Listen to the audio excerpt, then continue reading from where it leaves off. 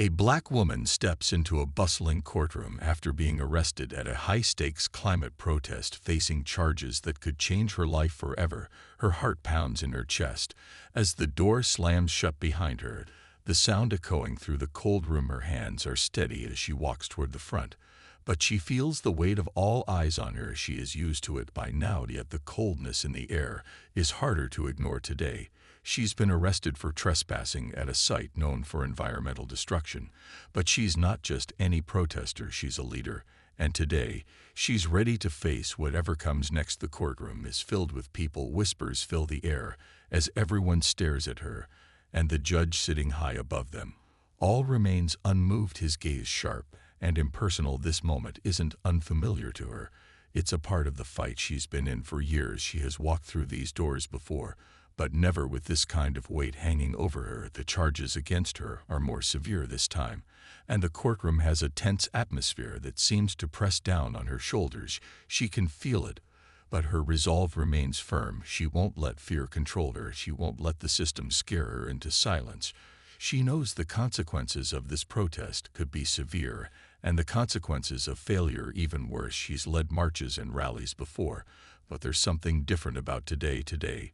She's standing in front of a judge, a man who may never understand the depth of the battle she fights. Her mind races back to the moments before the arrest. The protest had been peaceful at first. They marched with banners and chants to a site where companies have been ruthlessly exploiting natural resources. When they arrived, the police were already waiting. They stood like an unmovable wall between the protesters and the construction workers. But the woman was prepared. She knew that to get the attention of those who hold power, she had to push through the barriers that stood in her way. So she did. She moved forward with fierce determination, speaking out about the destruction taking place and how it needed to stop. The police had tried to warn her and the others that they would be arrested if they did not leave. She had made eye contact with the officer in charge and refused to move. She knew the cost of standing her ground. She had made peace with that years ago. But she never imagined that she would end up in front of a judge like this, a man whose authority and perspective on justice seemed worlds apart from the values she held dear. Now, as the bailiff calls her name, she walks to the front of the courtroom, her face calm, but her mind whirring. Her body moves without hesitation, but inside she's preparing herself for what lies ahead. The judge looks down at her from his bench, his expression hard and unreadable. She can tell he's sizing her up, already trying to figure out who she is and why she would risk everything for a cause that many people still don't understand. As she stands before him, she feels the weight of the system pressing in on her, but she refuses to back down. She refuses to let this moment define her in the way others expect it. She's been fighting for change for too long to let a single judge take that away from her. With a steady voice, the judge begins reading off her charges. As she listens, she can hear the words, but they don't make sense to her, not in the way they should. They sound like a distant echo of a world she's been working to change. She is not just any protester. She is a climate activist, one who has dedicated years of her life to protecting the planet, the same planet that is being destroyed by greed and negligence. But here in this room, it feels as though the system is blind to the reason behind her actions.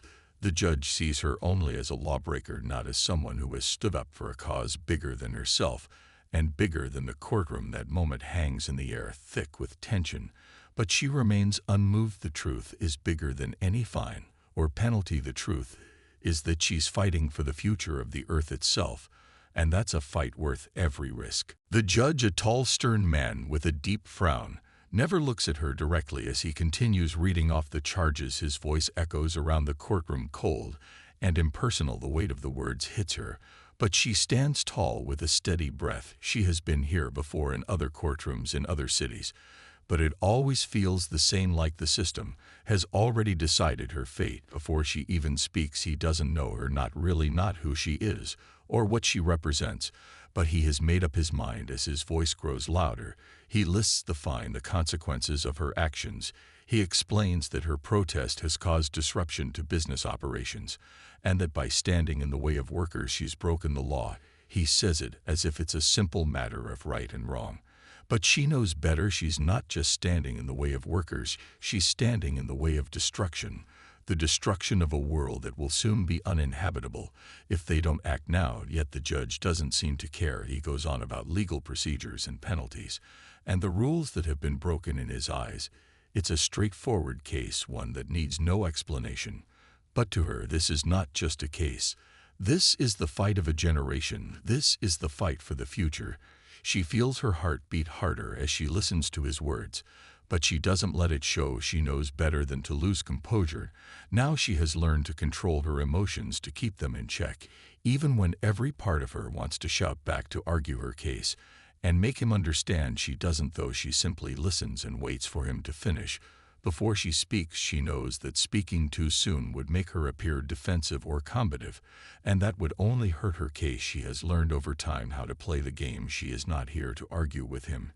She is here to stand firm for what she believes in. When the judge finally finishes reading, he turns to her, as if waiting for a response, but she doesn't rush to speak. Instead, she takes a moment to collect herself. She looks around the room at the faces watching her, at the other people in the gallery who are here to witness the outcome of this case, but also to witness her standing up for something bigger than herself. It's not about the fine.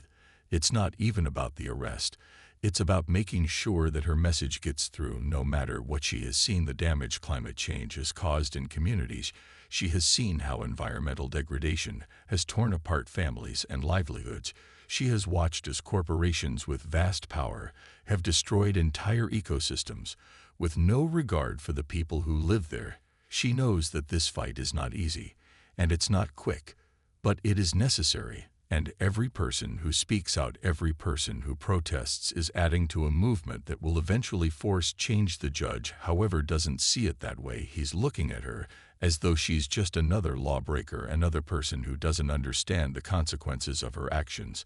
And as she looks back at him, she realizes that he doesn't understand the urgency of what she's fighting for. He doesn't understand that the laws he upholds might be the very ones that are leading the world to ruin. She takes a breath and begins to speak in a calm voice, her words measured but strong. She tells him who she is, not just a protester, but an activist who has spent years fighting for a better world. She explains the climate crisis, the devastation that is unfolding every single day, and how they cannot wait any longer for change to come. She speaks about the countless lives affected by environmental damage, the communities already suffering, the generations who will inherit the mess they leave behind.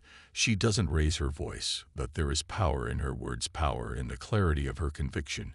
She can see his expression shift slightly, but not enough to show understanding. She knows that what she's saying might not change his mind today, but it might plant a seed, and that's all she needs right now. The room is silent as her words hang in the air, a moment of pause before the judge responds. As the woman finishes speaking, the room falls into a heavy silence. The judge looks down at the papers in front of him, his fingers drumming lightly against the wood of his desk. His face remains unreadable, but his eyes flicker with something that almost looks like hesitation. For a moment, he seems to be considering her words, though he hasn't fully acknowledged them. Yet the woman waits. She doesn't move or shift. She stands firm and tall, as though the very ground beneath her is a statement in itself. She has been in tough situations before. She knows how to wait for the right moment and how to hold her ground when the time comes. After a long pause, the judge finally looks up at her, his gaze no longer as harsh, but still distant. He takes a breath and begins to speak, but his words come out slower this time, as though he is measuring them carefully. He tells her that he understands her passion, but that the law is the law, and there is no room for exceptions or leniency. He reminds her that protests have consequences, and while he might respect her cause, he cannot ignore the facts of the case. She listens intently. She has heard it all before, but she can feel something shifting in his tone. There's a crack in his certainty, something that wasn't there before. His words are still firm, but now there is a slight hesitation. She can sense that he's trying to reconcile his own beliefs with what she's just told him. He's heard her, but he doesn't know how to respond in a way that would honor both the law and the passion behind her actions. She watches him carefully as he continues to speak. Now, it's clear that he's trying to keep his authority intact, but there's an underlying conflict in his voice. She realizes that he is torn between his duty as a judge and his growing understanding of the issue at hand. It's not enough to change his decision yet, but she knows she's made an impact. The woman doesn't interrupt him. She lets him finish his words because she knows that sometimes silence is more powerful than speaking over someone. She allows the silence to stretch after he stops talking, her presence in the room unwavering. She isn't just challenging his decision, she's challenging his entire perspective on justice, on the law, and on the responsibility that those in power have to protect the planet. She knows that if he's truly listening, then he will understand that what she's fighting for is not just a matter of right or wrong. It's a matter of survival. The judge seems to consider this for a moment. His expression flickers again, and she can see him slowly processing the weight of her words. His gaze softens just a fraction, but he doesn't give in. He repeats that the law must be upheld. But this time, there's a hint of something else. There's a glimpse of curiosity buried beneath the layers of his professional detachment. He asks her about her work, her advocacy, her experiences with climate change, and the movements she's a part of. The question is not one of condemnation, but one of genuine inquiry, and she realizes that he's starting to see her not just as a lawbreaker, but as a person who is deeply committed to a cause. She knows that she has cracked the armor he wore when he first walked into this room, and that's all she needs for now. As she begins to explain more about her work, she feels a strange shift in the air. It's subtle, but it's there. The judge is listening, and for the first time since the trial began, she can see the beginning of something new in his eyes. It's not understanding yet, but it's the start of a conversation that could change everything. The woman begins to speak again, her voice steady but full of the passion that has carried her through countless protests and rallies over the years. She tells the judge about the community she's worked with, communities that are already feeling the effects of climate change, communities that have lost homes to flooding, watched crops wither in droughts, and seen families displaced by wildfires. She describes the everyday people she meets in her work, the farmers and fishermen who no longer recognize the land and sea they grew up with, the children who wonder what the future will hold for them when their own futures are being threatened by forces beyond their control. She speaks of the power of collective action, the millions of voices rising up across the world demanding change, and the fight that they are all in together. She tells him about the young people she mentors, the next generation of climate activists who are coming together to rewrite the story of their future. Their voices are louder than ever, and their determination even stronger, because they know what's at stake, and they won't let anyone turn a blind eye to it. Not anymore. She explains the urgency of the situation, how the window for real action is closing faster than anyone is willing to admit, and how every moment of inaction costs lives. She speaks with clarity and conviction, because she knows this fight isn't just about her. It's about everyone who has been left behind by those in power, and everyone who has been ignored by the systems meant to protect them. She pauses for a moment, taking a breath before continuing. She tells him about the global movements that have been built from the ground of the protests, the strikes, the rallies that have shaken governments and corporations to their core. She talks about the connections that have been made across borders and across cultures as people come together to fight for a common cause, a cause that transcends politics and profit. It is a fight for survival, a fight to preserve the planet and its ecosystems for future generations. She tells him about the science, the reports, the data that shows the devastating effects of unchecked industrialization, and how the world is on the brink of catastrophe if nothing changes. She doesn't sugarcoat the facts, because she knows that the truth is the only thing that can spark the change they need. She doesn't ask for his sympathy or his approval. She simply presents the reality of the situation and the stakes involved. She watches as the judge listens carefully, his expression no longer as rigid as before. She sees him leaning forward slightly, as though he's truly absorbing her words, and something shifts in her chest. For the first time, she begins to believe that maybe, just maybe, he's starting to understand the gravity of it all, the weight of the world that she's been carrying for so long, the responsibility that falls on all of them if they're going to turn this ship around. She finishes speaking and looks at him, waiting for a response. She doesn't expect him to change his mind right away, but she hopes that he will at least begin to see her not as an enemy of the law, but as someone who is trying to save what's left of a world that is slipping away with every passing day.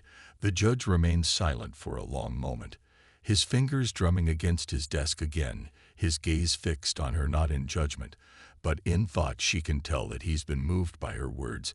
But he doesn't speak just yet. The silence stretches out like a heavy weight in the room. But she doesn't flinch. She waits calmly, because she knows that change takes time.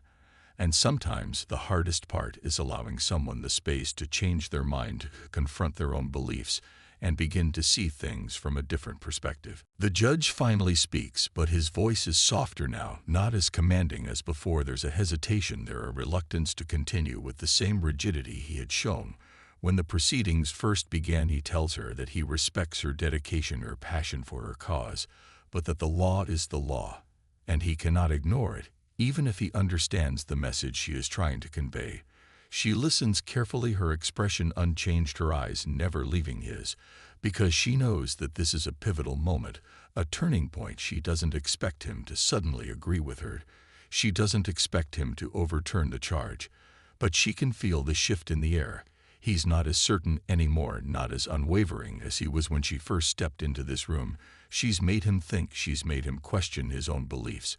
And that's all she needs right now. She stands her ground as he continues speaking about the consequences of her actions, how her protest disrupted the work of the workers of the site, and how the law must be upheld, no matter the cause behind the action. He stresses that there can be no exceptions, and while he acknowledges the importance of climate action and the passion that drives her, he remains bound by the rules of the courtroom. She nods slightly, not in agreement, but in understanding. She doesn't argue with him, because she knows it's pointless. The law is not the real issue here. The issue is deeper. It's about the systems that protect the status quo and silence those who challenge it. She knows that the world isn't going to change because one judge changes his mind. She knows that even if he sympathizes with her cause, it doesn't mean the rest of the world will.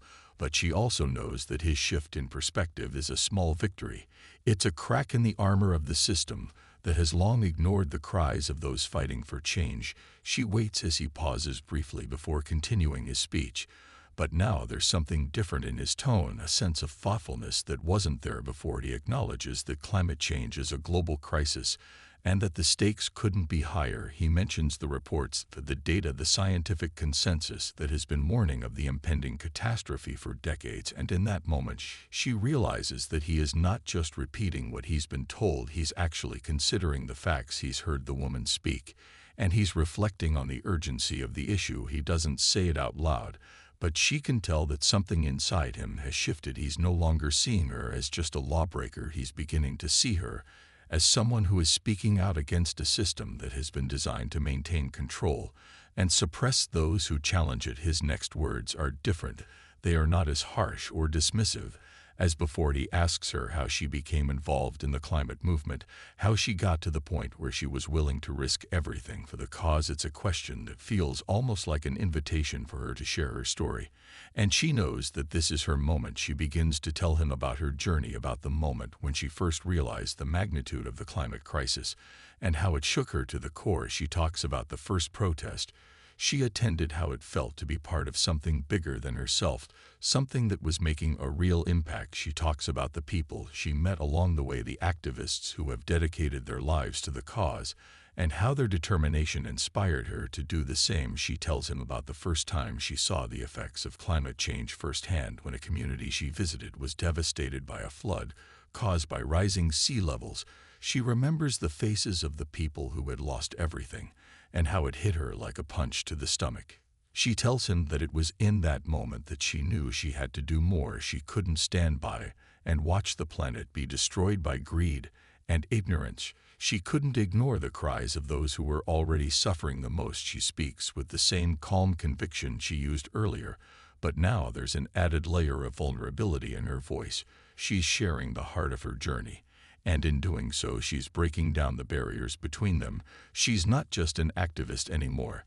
She's a person who has been deeply affected by the world she's trying to save, and she knows that the judge is hearing her for the first time. He's hearing her not as a defendant in a courtroom, but as a fellow human being who cares deeply about the future of the planet and its people. Days later, the judge is still thinking about her words. They echo in his mind long after the courtroom doors have closed, he finds himself replaying the conversation over and over again as he sits in his office going through cases that seem trivial compared to the weight of what he's just heard. It's not just the legal matters he is accustomed to dealing with anymore. It's something deeper, something that won't let go of him. He can't stop wondering about her and the world she's trying to save. It's hard to shake the image of her standing there, so resolute, so sure of the cause she was fighting for. The passion in her eyes hasn't left him. Even though it's been days since their encounter, he knows that he should be focused on the case, the charges that were presented, and the fine that she will receive. But he can't bring himself to care about that as much anymore. Something inside him has shifted in a way that he hadn't expected. The climate crisis that she spoke about is now a reality he can no longer ignore. As much as he tries to return to his regular routine, he finds himself distracted by the news and the constant reports of natural disasters and environmental damage. The images flood his mind, and he begins to wonder if the systems he's spent his life upholding are part of the problem. The thought is unsettling, but it lingers and gnaws at him more than he'd like to admit. He decides to read up on the issue. He digs into the latest climate science and the data showing the rapid acceleration of global warming. He sees the projections of rising sea levels, more intense storms, and the devastation of ecosystems that have already begun to disappear. He looks at the numbers, the reports from scientists and environmental groups, and the facts hit him like a cold wave. Suddenly, the woman's words make more sense. The urgency, the determination. It wasn't just rhetoric or idealism. It was grounded in reality. It was the truth of a world on the brink of collapse. And he's been blind to it all these years. He recalls the moments when he dismissed her, when he insisted on sticking to the law and disregarding the bigger picture. But now he can't ignore the truth anymore. The more he reads, the more he begins to understand the fight she's been waging isn't just about defying the law. It's about saving the planet. It's about saving lives and securing a future for generations that will come after him. The realization hits him hard, and he wonders if he's been part of the problem all along, if his role in the system has only served to perpetuate the very issues he's been fighting against. He feels a weight in his chest, but he can't look away from the truth in front of him. He needs to know more, and so he continues reading, delving deeper into articles, studies, and books about climate change, its impact on the planet, and the people who are already feeling its devastating effects. He reads about how vulnerable communities are being disproportionately affected by environmental destruction. He learns about the rising tide of activism around the world and the powerful movements pushing for urgent action to protect the planet. He can't stop reading. He feels a growing sense of responsibility to understand it all, to fully grasp what is at stake. And by the time he finishes the articles and papers, he knows that something has changed in him. He realizes that he cannot look at the world the same way he did before. The facts are undeniable, and the fight for the environment is now his fight too. The next day, he finds himself standing before his colleagues, looking at cases that no longer seem as pressing as they once did. As he sifts through the files, he can't shake the thoughts of the woman, the climate activist, who walked into his courtroom and challenged his view of the world. He knows now that he can't go back to how things were before. He can't ignore the truth anymore. He doesn't have all the answers yet, but he knows that something has to change, and he's beginning to understand how he might be a part of that change. The judge sits in his chambers, staring at the papers before him, but his mind is elsewhere. He's lost in thought, swirling in the sea of new realizations that have completely altered his view of the world. It feels like he's just woken up from a long sleep, and everything around him is different. Everything he once accepted without question now feels fragile, as though the world he knew is built on a foundation of denial and complacency. He can still see the woman's face clearly in his mind, the way her voice carried with such purpose, as she spoke not just about the climate crisis, but about the urgency, the responsibility that weighs on every person and every institution. And it dawns on him that for all his years as a judge upholding the law, he has never once questioned whether the laws themselves were helping or hindering progress. He's never once considered that perhaps the system he spent his life serving might be part of the very problem she was talking about. He sits back in his chair, running a hand through his hair, trying to process the flood of new questions. He now faces, what does justice look like when the laws that are supposed to uphold it contribute to environmental destruction? What does it mean to do the right thing when the very systems that govern society are protecting corporations and interests that are poisoning the planet. The more he thinks about it, the more he feels like he's standing on the edge of a precipice, unsure of whether to step forward or turn back. But he knows one thing for sure: he can't go back to what he was before. He can't unsee what he's learned.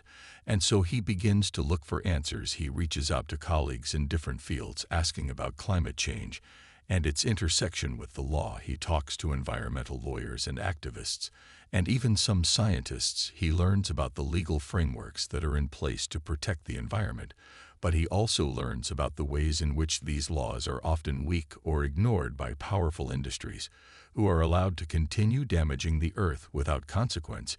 He reads about how legal systems around the world are struggling to keep up with the scale of the crisis, and how many of the most vulnerable communities are left to bear the brunt of environmental destruction without the legal protections they need. The more he learns, the more he feels a sense of urgency rising within him.